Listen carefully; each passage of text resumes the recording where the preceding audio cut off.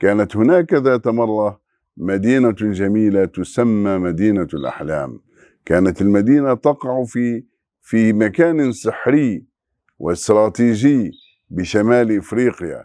كانت مساحتها كبيرة وكبيرة جدا، لدرجة أنها سميت الدولة القارة، بها تنوع بيولوجي هائلا جدا، وهي تمتلك أي مدينة الأحلام تغيرا مناخيا كبيرا نتيجة لموقعها الجغرافي.